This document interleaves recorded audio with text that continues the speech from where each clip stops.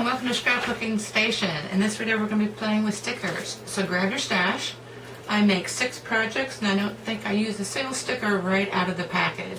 So I'm going to put the camera over my shoulder and we'll get started. So I'm going to begin this video with the first layout that I need some embellishments for. So this is from Photo and Focal Splits. And I've got some stickers. These are Dazzle stickers and they're the Dragonfly stickers. And we're just going to talk about backing them for a bit because I've already cut this and you think it's persnickety cutting, but really when you come around your Dazzle sticker, the scissors almost guide themselves, so it's not that bad. But would I, let me zoom in a little bit, would I try and cut around these outside pieces? Of course not. But what you can do with most stickers, and we're going to use this property more in the future, is kind of peel that away.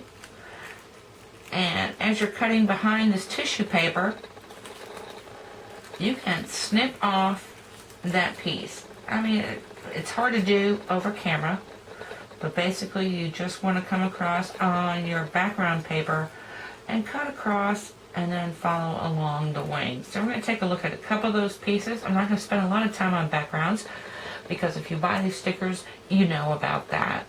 So let me cut a couple of these out and I'll show you those finished results and then we'll move on to the next. At this point I have a few of these pieces cut out, and actually the great thing about these little edges that are sticking out, they can help adhere that to your scrapbook page or your card front.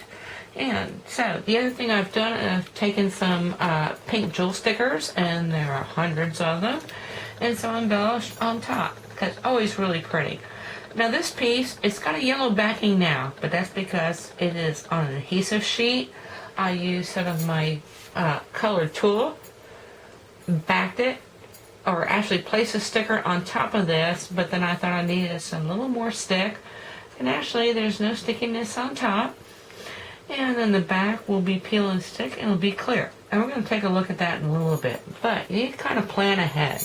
So let's take a look at these dragonflies again. I've got this, and let me see if we can look at, I've got one border.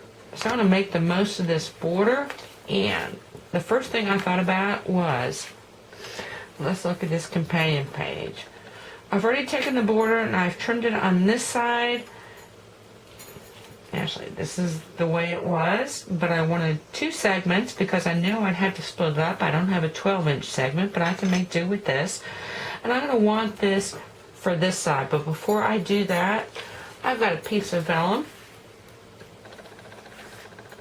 that's going to have to come here, and so I'm going to use this sticker as a template. So let me set up for that and I'll be back. Okay, so as I come here, I know I'm actually going to use these as consumables on the other side of my page, but before I do that, I want to use stencils. So I've just taken a dauber.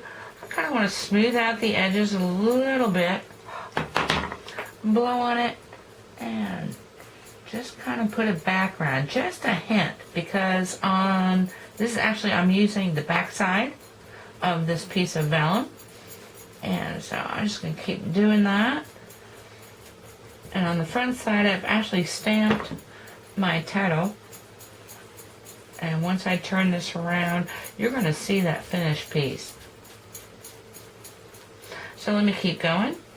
And I'm going to blend into my journaling, which is going to come here. But the great thing about vellum, again, edges you can make darker, and you just keep going until you get the color saturation that you want. Okay, as I come here, actually the first thing, as a card front, that would be beautiful. Now, you wouldn't want to do letters, and then you've got that on the inside, window. I'm thinking window, but anyway, we're going from here, because this is, like I said, I use this for a stencil on this piece, and you probably can't see it. Let me look. And, okay, yeah, I've got 2 strips of acetate. And so now what I want to do is take my stencil, or sticker, which was a stencil. I'm going to carefully peel that off and place it onto my acetate. Ready? So I've got my 2 strips placed, and I'm going to trim and then I'm going to color from the back side. I'm going to show you that in a bit. But I have to come back with a tip and trick because this is my finished, or not my finished, my halfway finished piece of vellum. And I'm going to talk about goobers for a second, because if you've got stamps and every once in a while the color doesn't turn out the way you want to, you know what? Either ink, blender pen makes perfect little goober fixes. So I had a couple letters, if you notice in that last little segment, there were some of these letters that didn't turn out so striking. And so all I did was add a little bit of ink, and like I said, you can use a marker or you can use your ink pad. And then if you're outlining, because I thought I needed a little outline, this is on white, and so this is how this piece turned out on white.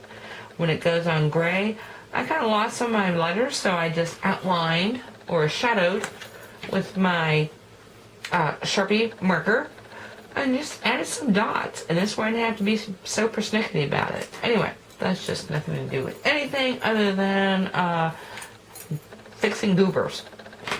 So let me move on to these two pieces. I'm going to do that actually off camera because I got it persnickety cut a little bit, place it on my page, and now I want to work on this bottom half.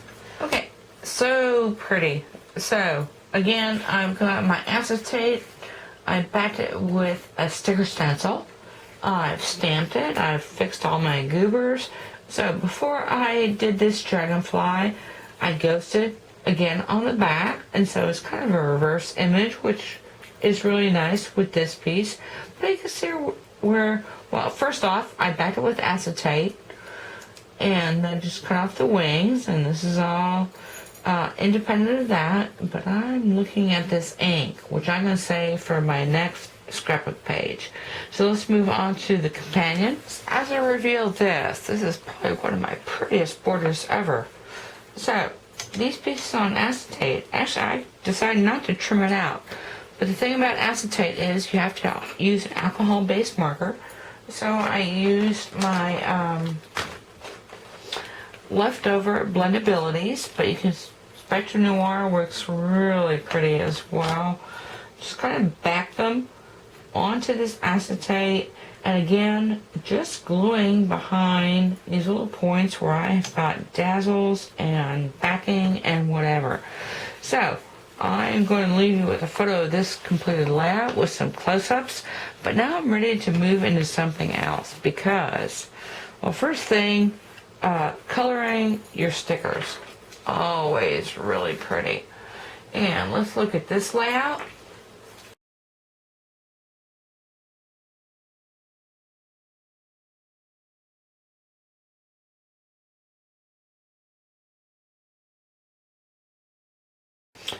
Okay, this right side is from my vellum video, and so I've got all that done. I've got some pearls and die cuts or whatever. But first thing I'm taking with me is coloring on my stickers. So I've got a couple stickers here. They're actually gold. They don't look gold anymore. Well, they've got a kind of a gold background. And then I use some of these purple pieces to go in there. But now what I want to talk about, well, there's a couple things I want to talk about. So after inking, first thing about inking is it has to be alcohol based. I used a Sharpie marker in my case, and when you put that on there, all looks good.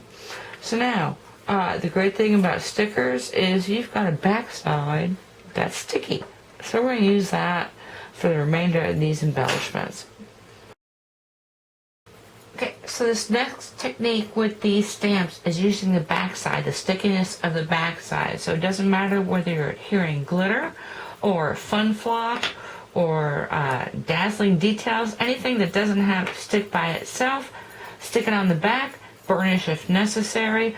Also, why not heat emboss? You can heat emboss stickers as well. In this case, I'm going to use metal leaf because it is persnickety. And so this is actually Mega Flakes, but it's the same thing. It's Mega Leaf with a little bit of attitude. And so I'm going to press that on here. I don't have any glue. Actually, I've been screwing with it a little bit for my title.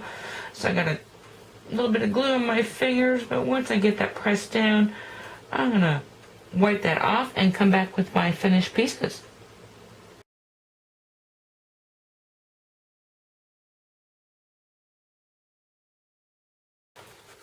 I'm finishing up, so I've got my colored stickers. I've backed a couple of these smaller butterflies.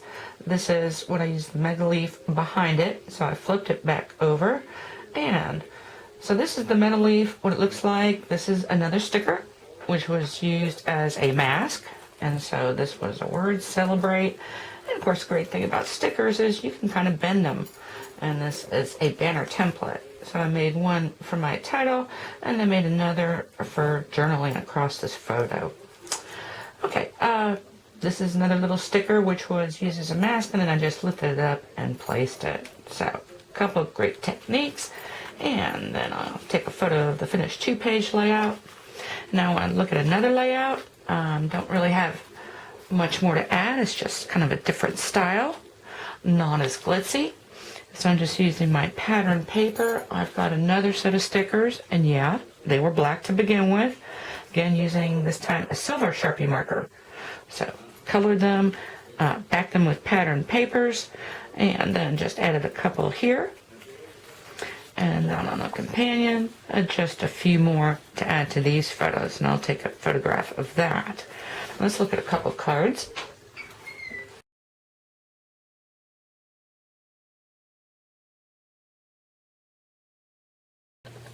Okay, for my card, I'm using Trailblazer pattern papers from Paper Wishes and the accompanying stickers. So there's two things I've done. Again, using this brown sticker only as a template, smudged on some ink on this lighter pattern. And then here, there's several borders. So I just took one of the borders, made use of the fact that it's sticky on the back, and this time using gold metal leaf. And so this is actually the back of the sticker after the metal leaf's been applied. And this is a pull-up card, and you can see that, and I did several different sizes in the pull-up video. But have another compass here that is a small compass stamp, which I've got somewhere. So I use that. Traditional metal leaf, so much harder than when you've got a sticky back. A couple tags, and that's that. Of course, as I do this, I'm always going to do an envelope. So stamped it a little bit more, little tags, accompanying tags, always nice. And lastly, there's one more technique with stickers I want to talk about, and that would be as dry embossing. So I'm going to just talk about these little puppy feet down here. That's the only sticker thing I used, and this is a 3-dimensional paw, and I have several of those. That's going to go on my Spud Says card, and then just stamped on the inside. A couple puppy feet there. Anyway, think about that. I actually go and buy stickers just for the fact that they're 3-dimensional, and I can use them to dry emboss. You just need to make sure you have a texture plate. And then everything goes back into my reusable sticker book.